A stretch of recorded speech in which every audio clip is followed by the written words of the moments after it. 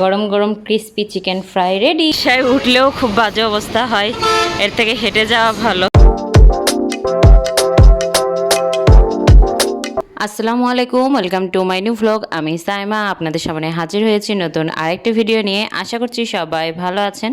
আমি আলহামদুলিল্লাহ ভালো আছি। সকালবেলা থেকে আজকের ভ্লগটা শুরু করলাম। তো আপু এখানে সকালের নাস্তার জন্য রুটি বানাচ্ছে, তো হালকা করে রুটিটা ছেঁকে নিচ্ছে আমি আমার নাস্তার জন্য। কয়টা দিন একটু আরাম করে এরকম রেডিমেড সকালের নাস্তা খেয়ে নেই, যেহেতু আবার শুরু হবে নিজের সংসারে, নিজের করেই খেতে হবে, রেডিমেড তো আর পাওয়া যাবে না। তো আমার রুটি ভাজা শেষ, এই তো প্লেটটাও সুন্দর করে সাজিয়ে নিয়েছি। আপু আম কেটে দিয়েছে, সব কিছু রেডি করে দিয়েছে। বোনের হাতে রেডিমেডের রাস্তা, আসলে এরকম রেগুলার যদি একটু পাওয়া যেত তাহলে কিন্তু মন্দ হতো না, কিন্তু আসলে সেটা তো পসিবল না। আর কুরবানি ঈদের দিন থেকে একদম প্রতিটা দিন সকালবেলা ভোরবেলা করে বৃষ্টি হচ্ছে, তো আজকেও হয়েছে। তো সকালবেলা দেখলাম যে একটু হালকা হালকা রোদও বের হয়েছে।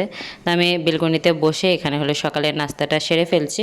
এখন প্রায় 11:30টার মতো বাজে। তো আম্মু আর আপু যাচ্ছে হলো নানির বাড়িতে। আমার নানির বাড়িতে আজকে দাওয়াত, তো আমি যাব না। ভাগ্নি হয়তো পুরোপুরি ড্রেস আপ করে কিন্তু রেডি হয়ে গেছে। ও যখন বের হবে তখন শুনছে যে আমি যাব না, আমাকে বলতেছে খালামণি রেডি হও। তো আমি বললাম যে আমি যাব না আম্মু, তুমি যাও। তো ওর সাথে সাথে এসে বসে গেছে যে না খালামণি না গেলে আমি যাব না। তো শেষমেশ আম্মু আপু অনেক ট্রাই করার পরও ও যায় নাই। আম্মু আর আপু গেল, আর ও হলো বাসায় আমার সাথেই থাকলো। আর এই তো ওর হলো খেলার সঙ্গী এখন এগুলা, যেহেতু একা একাই খেলে, তো সোফার কভারগুলো দিয়ে ও খেলে। আর মাথায় টাওয়ালটা সবসময় দিয়ে রাখবে, ওড়নাটাও মাথায় পেঁচিয়ে রাখে, মানে যত গরমই হোক এগুলো দিয়ে ও খেলতেছে। তখন দেখি কতক্ষণ আর কি ভালো থাকে। তবে এখন যেহেতু বড় হয়েছে এই জন্য মনে হচ্ছে যে থাকবে, ইনশাল্লাহ কোনো প্রবলেম হবে না। 2000 years later. আম্মু আর আপু চলে আসছে তোমার নানি বাড়িতে। আমার খালারাও আসছিল। তো আমার এক খালা, ওনার বাড়ির কাঁচা আম আমি প্রতি সিজনে আগে খেতাম বিয়ের আগে, তো বিয়ের পরে তো সেভাবে আর সুযোগ হয় না।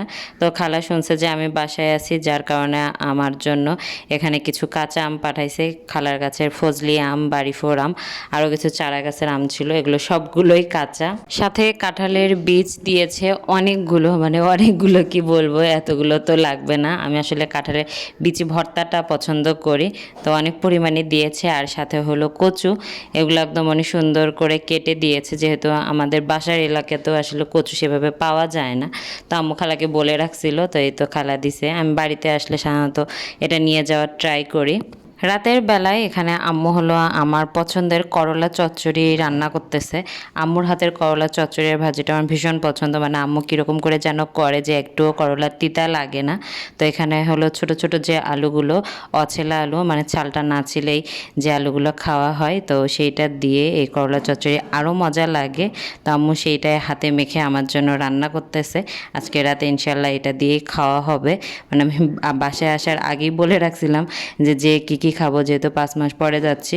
তো আম্মুর হাতে যে আইটেমগুলো আমার খেতে ইচ্ছে করছিল বা পছন্দ, সেগুলো বলে রাখছিলাম। তো আম্মু করোটা সব কিছু কিনেই রাখছিল আগে থেকেই। আমাদের উত্তরবঙ্গে হাতে মাখা চচ্চড়িটা খুবই ফেমাস। এটা ছোট মাছ দিয়েও করে, অনেকভাবেই করা যায়। তো এই করলা চচ্চড়িটা মেখে উঠিয়ে দিল। আর কিছুক্ষণ পরে আমি যেয়ে দেখি যে রান্না কমপ্লিট। তো এই তো বড় মাছ দিয়ে রান্না করা হয়েছে। এই যে বড় হাঁড়িতে করে সেই কচু জাল হচ্ছে, মানে সিদ্ধ হচ্ছে, এটা ভাপ দিয়ে নিয়ে যাব আমি অনেকগুলো বিশাল বড় হাঁড়িতে করে। কুরবানিদের পরে আসলে একটু মাংস থাকে, তো আমি 1 পিস মাংস নিয়েছি আর করলা চচ্চড়িটা দিয়ে খাবো। আর খেতে খুবই মজার হয়েছিল। The next day. পরের দিনে দুপুরবেলার জন্য রান্না বান্না চলছে। তো এখানে হলো নিহারিটা আপু শীষ দিয়ে রাখছে, এটা এখনও রান্না কমপ্লিট হয় নাই, জাস্ট সিদ্ধ হয়েছে। এটা একটু জাল হবে, আবার তেলানি হবে। তো আমি সেটাই দেখতেছি যে আজকে দুপুরের মেনু কী কী, যেহেতু আমি চলে যাব কিছুদিন পর, যার কারণে আর কি এই আইটেমগুলো রান্না করে করে আপু খাওয়াচ্ছে। তো রান্না কমপ্লিট, আমি একটু বাটিতে নিয়েছি। আমার কাছে নিহারি ভাতের থেকে এইভাবেও শুধু খেতে ভালো লাগে, তো সেজন্য আমি বাটিতে নিয়েছি।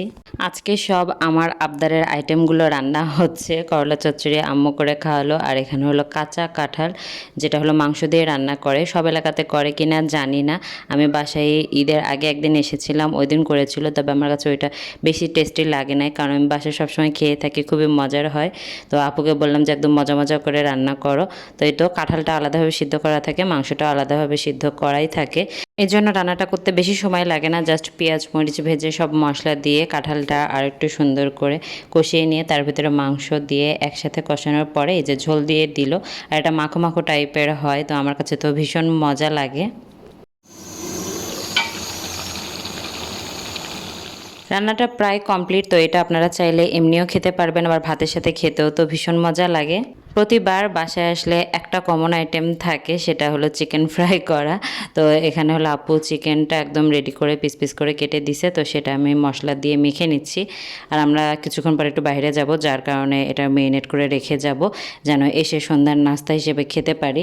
সব মশলা দেওয়া শেষে এখন মেখে নিচ্ছি। এটা প্রায় 3 থেকে 4 ঘন্টার জন্য নর্মাল ফ্রিজে রেখে দিয়ে যাব। সকালবেলা বৃষ্টি হয়েছে অনেক, এই যে গলির এই সামনটুকু পুরোটা পানি দিয়ে ভরা ছিল, এখন তো এটুকু শুকায় গেছে। এখন অবশ্য রোদ বের হয়েছে সুন্দর।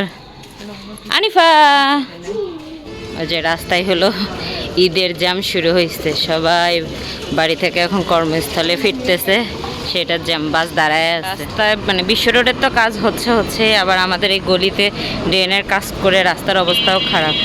এই তো সব সিরিয়াল ধরে দাঁড়ায় আছে গাড়ি। আমরা হেঁটে হেঁটেই যাব, কারণ হলো রাস্তা অনেক খারাপ। এইটুকু একটু রাস্তা কমপ্লিট হয়েছে, ওইদিকে আরও খারাপ, কারণ রাস্তা ভাঙছে। তো যার কারণে রিক্সায় উঠলেও খুব বাজে অবস্থা হয়, এর থেকে হেঁটে যাওয়া ভালো। এই সাইডটা পুরা বন্ধ। হেঁটে হেঁটে আমাদের এলাকার মার্কেটে চলে আসছি। তো এই তো মার্কেটটাও অনেকটা অংশ ভাঙা পড়েছে। তো এখানে আসলাম বাটার দোকানে, কারণ আমি হলো একটা রাফ ইউজ করার জন্য একটা জুতা কিনবো, তো সেইটাই দেখতেছি।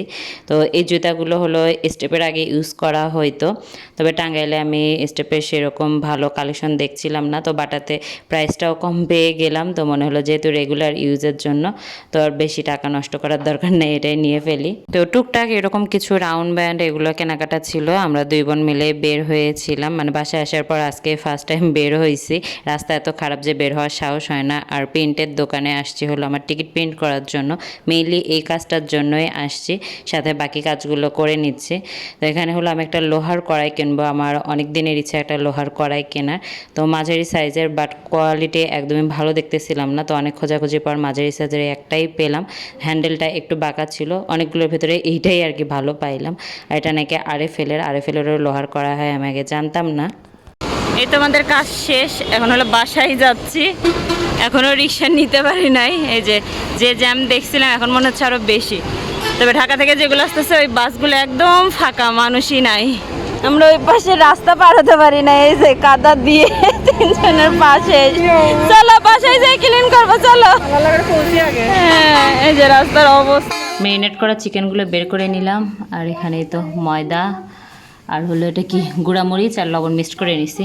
সবগুলো তো আর একবারে খাবো না, এগুলো কিন্তু হলো সব রেডি করে একবারে রেখে দিব ডিপে, যেন যখন মন চায় তখন বের করে খাওয়া যায়। লেবুগুলো ফ্রিজে রাখবা? এখানে অল্প কয় পিস নিলাম, এগুলো আজকের খাওয়ার জন্য। বিসমিল্লাহির রহমানির রহিম। কয়টা ভেজে নে। আচ্ছা, গরম গরম crispy chicken fry ready. Sauce ঢালতে যা দেখি যে সসের বোতলে সসই নাই, তাই তো আম্মু? আমরা এখন খাবো কি বলো তো? হ্যাঁ, অল্প একটু আছে, বোতল ছাকায় এইটুকু একটু পেলাম, কিচ্ছু করার নেই। নাও রাহামণি, নাও। কোনটা খাবে রাহামণি? জানি তো, নাও। এটা আমার, হ্যাঁ গরম, খুবই সাবধান। নাও নাও নাও।